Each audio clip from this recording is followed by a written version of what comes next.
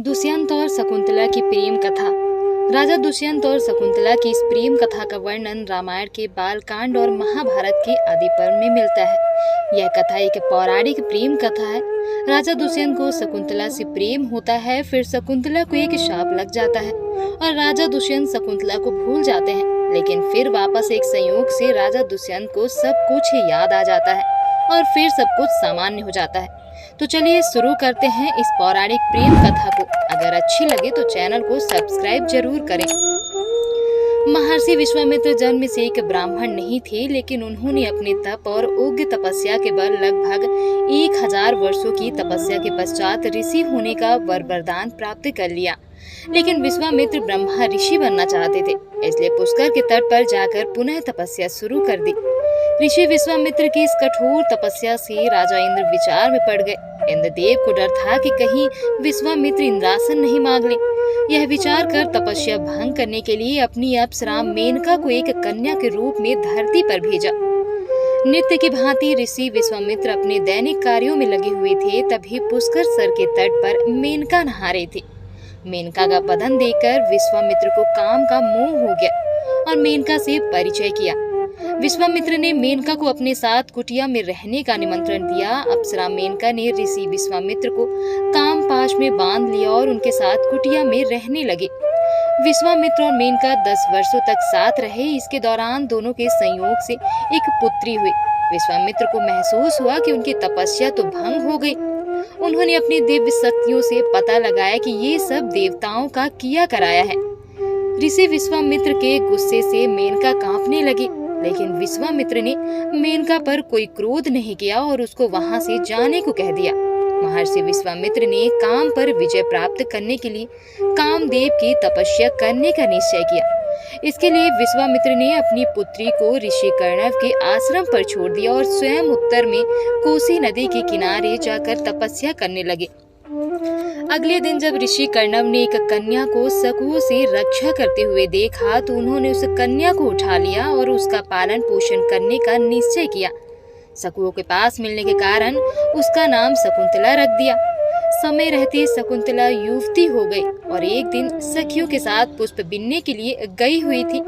तभी पुरु वंश के राजा दुष्यंत एक दौरे के लिए वहां से गुजर रहे थे। शकुंतला को देखते ही उससे मिलने का मन बनाया। कश्यप गोत्री शकुंतला का पीछा करते हुए राजा दुष्यंत ऋषि कर्णव के आश्रम पहुंच गए। वहां जाकर आवाज लगाई और वहां विश्राम करने का निवेदन किया।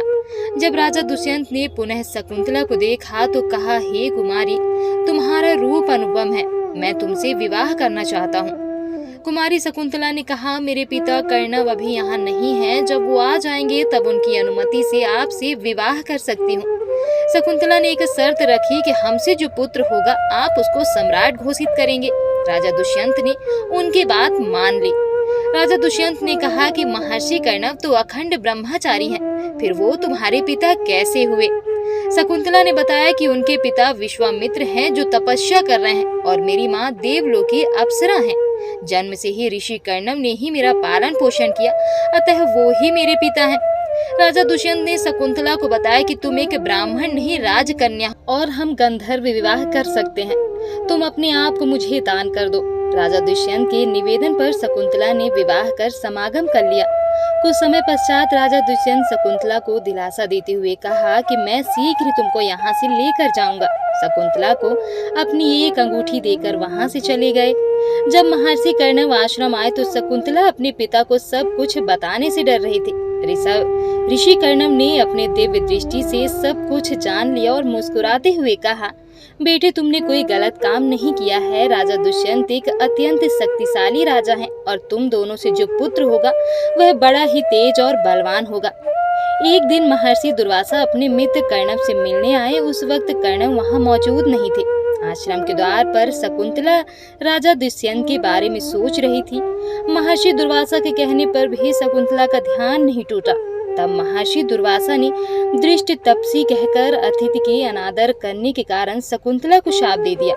हे नारी, तुम इस काल में जिसका स्मरण कर रही हो वह भी तुमको भूल जाएगा। तब अचानक शकुंतला का ध्यान टूटा। सखियों के समझाने पर दुर्वासा ने कहा कि अगर वह अपने प्रियतम को अपनी कोई खास वस्तु तोहफा दिखाएगी तो उसको सब कुछ याद आ जाएगा। एक दिन कण्व ऋषि ने शकुंतला को कहा कि अब तुमको अपने पति के पास जाना चाहिए। विवाहित स्त्री का इस तरह रहना कीर्ति और धर्म का घातक अपमान है। शकुंतला अपनी माँ समान दासी गौतमी के साथ हस्तिनापुर के लिए निकल गई। रास्ते में गंगा से पानी पीने के लिए जैसे ही शकुंतला ने अपनी अंजलि भरी तो उसकी अंगूठी पानी के अंदर गिर गई, लेकिन उसको इसका पता नहीं चला। जब शकुंतला हस्तिनापुर पहुंची तो उसने स्वयं को उनकी पत्नी बताते हुए कहा, आपके राज्य का सम्राट उनकी कोख में पल रहा है। तब राजा दुष्यंत ने तापसी स्त्री कहते हुए शकुंतला का तिरस्कार किया। तब गौतमी ने कहा कि तुम इनको अपनी अंगूठी दिखाओ। शकुंतला ने अपनी अंगूठी ढूंढने की कोशिश की, लेकिन उसको कहीं नहीं मिली।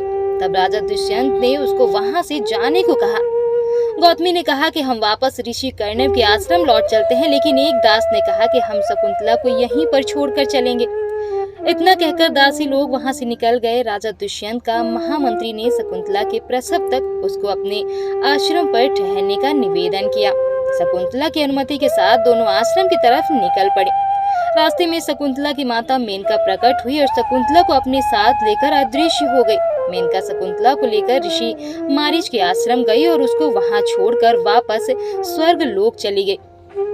एक दिन राजा के कर्मचारियों ने एक मछुआरे को राजा की अंगूठी चुराने के जुर्म में गिरफ्तार किया और राजा के सामने पेश किया। मछुआरे ने राजा से विनती की कि महाराज, ये अंगूठी मुझे प्रातः काल एक मछली के पेट से मिली। राजा दुष्यंत उस अंगूठी को देखकर सब कुछ जान गए और उनको अपनी भूल और शकुंतला के तिरस्कार करने का अफसोस हुआ। राजा दुष्यंत ने अपने मंत्री को बुलाया और शकुंतला का पता पूछा। मेनका के साथ अदृश्य होने की बात सुनकर राजा दुखी हो गए। लगभग 6 साल बीत चुके थे। एक दिन भगवान इंद्र का दूत राजा दुष्यंत के दरबार में आया और दानवों के खिलाफ युद्ध में देवताओं की सहायता की करने का निवेदन किया। दानवों और देवताओं के बीच में घमासान युद्ध हुआ। देवताओं ने विजय प्राप्त की। जब दूत पुनः दुष्यंत को धरती पर छोड़ने आए तो एक अज्ञात स्थान पर छोड़ दिया। राजा दुष्यंत जंगल से होकर आगे बढ़ रहे थे।